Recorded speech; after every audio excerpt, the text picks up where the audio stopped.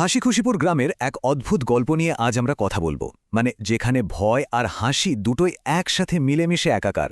আচ্ছা, কি এমন ঘটেছিল বলুন তো সেই রাতে, যা একটা গোটা গ্রামকে ভয়ে একেবারে কাঁপিয়ে দিয়েছিল? চলুন এই রহস্যের গভীরে ঢোকা যাক। বেশিরভাগ ভয়ের গল্পের শুরুটা কিন্তু ঠিক এমনই হয়, তাই না? গভীর রাত, চারদিকে পিনপতন নীরবতা, আর ঠিক তখনই একটা ভয়ার্ত চিৎকার, ভূত ভূত! ব্যাস, হাসিখুশিপুর গ্রামের শান্ত পরিবেশটা এক মুহূর্তেই যেন ভেঙে চুরমার হয়ে গেল।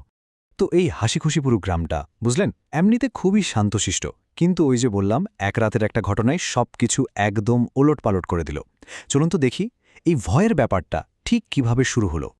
ঘটনার শুরুটা হলো রহিম নামের এক গ্রামবাসীকে দিয়ে। সে তো একেবারে হন্তদন্ত হয়ে ছুটে এলো, আর এসেই যা বলল, আমি নিজের চোখে দেখেছি সাদা কাপড়ের ভূত। ভাবুন একবার, তার এই একটা কথা, ব্যাস, সারা গ্রামে আতঙ্ক ছড়িয়ে পড়তে এক মুহূর্ত সময় লাগেনি। আর এই খবরটা, মানে যাকে বলে একদম দাবানলের মতো ছড়িয়ে পড়ল, করিমের মতো অনেকেই তো এতটাই ভয় পেয়ে গেল যে তারা বলতে শুরু করলো, ওরে বাবা, আমি আজই গ্রাম ছেড়ে পালাবো। বুঝতেই পারছেন একটা অজানা ভয়ে কেমন করে পুরো গ্রামটাকে গ্রাস করে নিচ্ছিল।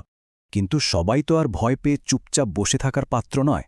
গ্রামের কয়েকজন ঠিকই বুঝতে পারল যে এভাবে পালিয়ে যাওয়াটা কোনো সমাধান হতে পারে না। ভয়কে যদি জয় করতে হয় তাহলে তার মুখোমুখি তো হতেই হবে, তাই না? আর ঠিক এভাবেই ভয়টা ধীরে ধীরে সাহসে বদলে গেল। সবাই একজোট হল। আর ঠিক এখান থেকেই কিন্তু গল্পটা আরও জমে ওঠে। ভূতের মুখোমুখি হবে বলে কথা, তাই প্রস্তুতিও নিতে শুরু করল সবাই। চলুন তো একবার দেখে নেওয়া যাক তাদের সেই মধ্যরাতের অভিযানের প্রস্তুতিটা ঠিক কেমন ছিল।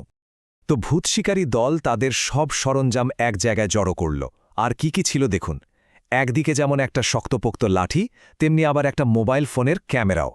মানে ঐতিহ্য আর আধুনিকতার এক দারুণ মিশ্রণ, তাই না? একদিকে লাঠি আর অন্যদিকে মোবাইল ক্যামেরা, বেশ মজার। সময়টা ঠিক মধ্যরাত।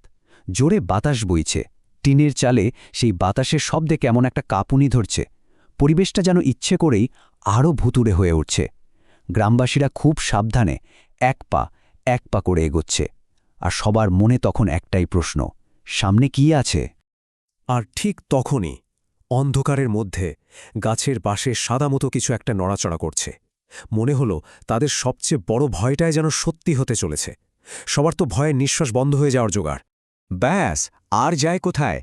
একজন চিৎকার করে উঠতেই সেই ভয়টা যেন সবার মধ্যে ছড়িয়ে পড়ল। সবাই একসাথে ভয়ে চিৎকার করে উঠল। মুহূর্তের জন্য মনে হলো তাদের সবচেয়ে খারাপ স্বপ্নটাই বুঝি সত্যি হয়ে গেল। এক মুহূর্তের জন্য তো সবাই একদম বিশ্বাসই করে ফেলেছিল যে তারা সত্যিই এক অলৌকিক কিছুর সামনে দাঁড়িয়ে আছে। সবার বুকের ভেতরটা যেন ধড়াস ধড়াস করছে। কিন্তু ঠিক যখন ভয়টা একদম চরমে, ঠিক তখনই অন্ধকার থেকে ভেসে এলো একটা অদ্ভুত শব্দ, ম্যা ম্যা। আরে এই শব্দ তো কোনো ভূতের মুখ থেকে আসার কথা নয়, আর এই একটা শব্দই কিন্তু পুরো খেলাটা ঘুরিয়ে দিল।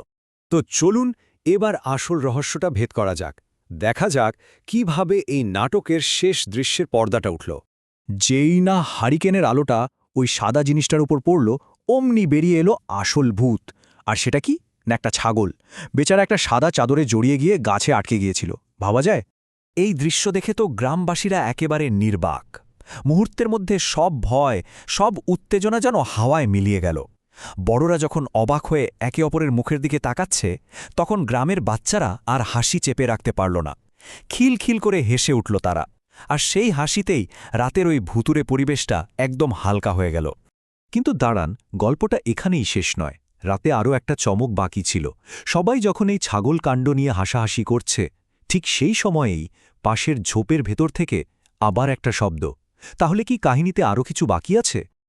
আর এবার ঝোপের ভেতর থেকে বেরিয়ে এলেন স্বয়ং গ্রামের মাতবর।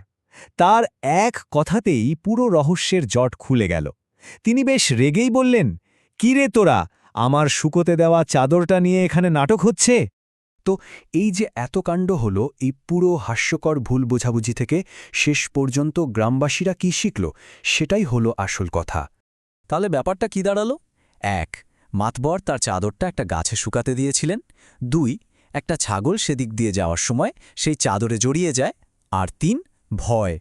এই ভয়টাই একটা সাধারণ দুর্ঘটনাকে একেবারে ভূতের রূপ দিয়ে দিল। দেখলেন তো কিভাবে ছোট ছোট ঘটনা মিলে এত বড় একটা ভয়ের জন্ম হলো? আর শেষে মাতবরের বলা ওই কথাটা, ওটাই কিন্তু পুরো গল্পের আসল সারমর্ম। কথাটা খুব সহজ, কিন্তু এর মানেটা অনেক গভীর। ভূত আসল নয়, ভয়টাই আসল ভূত। শেষ পর্যন্ত হাসিখুশিপুর গ্রামের এই গল্পটা আমাদের সবাইকে একটা জরুরি বিষয় মনে করিয়ে দেয়। সেটা হলো, ভয় পেলে সাধারণ জিনিসও অনেক সময় অদ্ভুত মনে হয়। আসল লড়াইটা কিন্তু কোনো ভূতের সাথে নয়, লড়াইটা আমাদের নিজেদের মনের ভয়ের সাথে।